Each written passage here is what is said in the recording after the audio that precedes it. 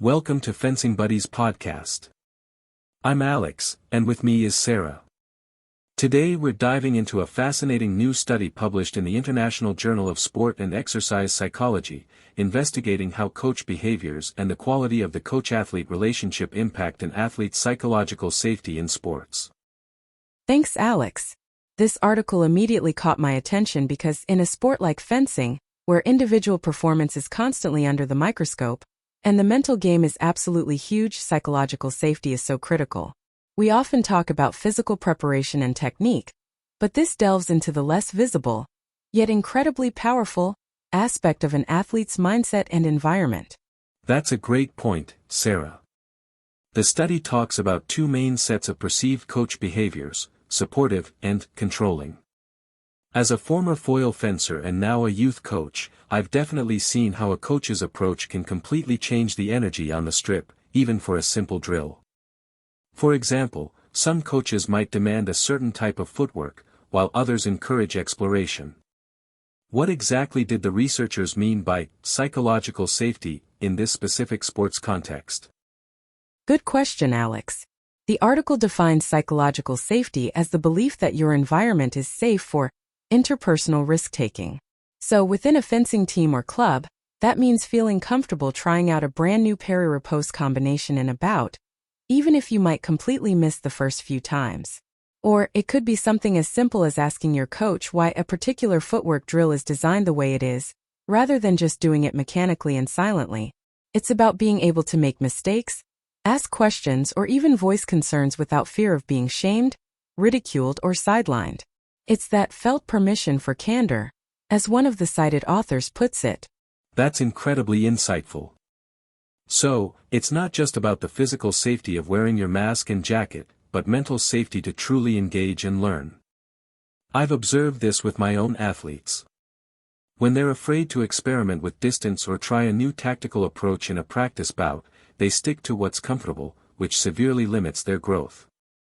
But when they feel that psychological safety, they open up, they try the unexpected, and that's when you see real breakthroughs, like a fencer who normally waits suddenly executing a bold attack into preparation.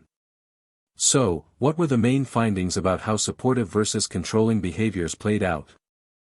Exactly. The study's findings reinforced what many intuit. Supportive coach behaviors, things like giving athletes choice in drills, providing constructive and specific feedback, expressing affection and acknowledging progress, significantly increase psychological safety. Conversely, controlling behaviors, pressuring athletes for specific outcomes, using critical feedback that undermines or humiliates, or dictating every move, decreased it. Imagine a saber fencer trying a new counterattack to an opponent's feint. If their coach immediately rips into them for missing, they'll be very hesitant to try it again in competition. But if the coach instead says, "Great read on the feint, let's adjust your timing and distance on that last step," it actually builds confidence and encourages further experimentation. Oh, absolutely. I've coached kids who, after one harsh or humiliating comment, completely shut down. You see it in their end guard, they get more defensive, less creative. It just kills their intrinsic motivation to explore. And the article also mentioned the coach-athlete relationship quality as a key factor. How did that play into these dynamics? Because I've had fencers who could take genuinely tough, direct feedback from me, but only because we already had such a strong, established bond. That's the core and most powerful finding, Alex. The quality of the coach-athlete relationship was found to explain the link between coach behaviors and psychological safety.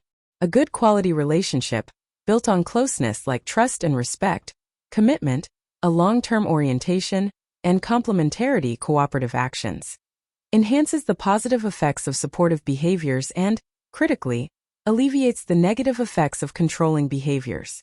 So, your fencers could handle that tough feedback precisely because the foundation of trust was already there.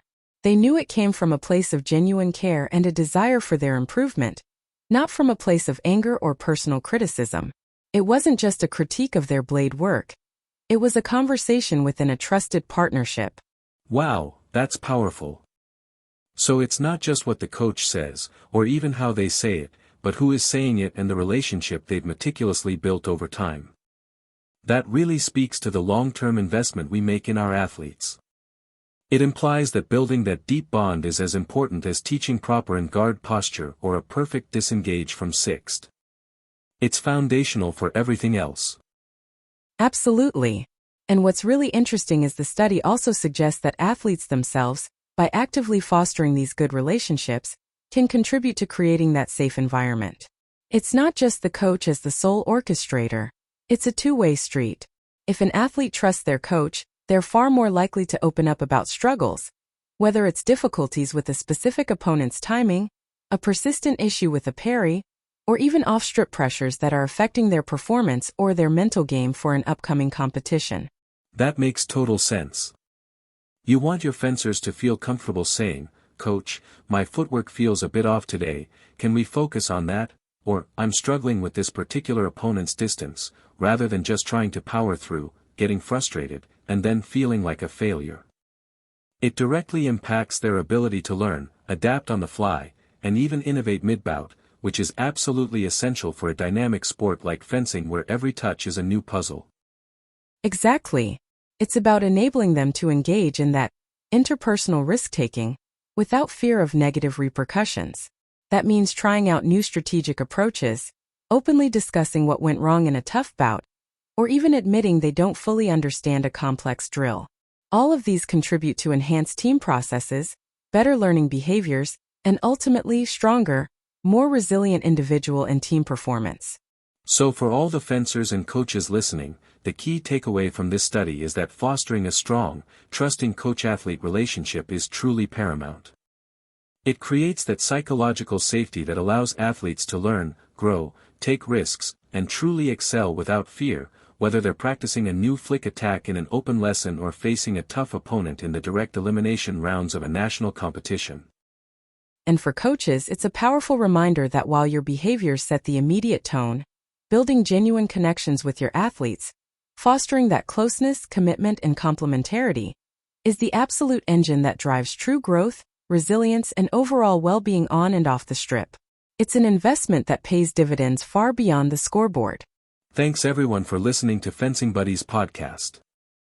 Until next time, keep your distance and stay sharp.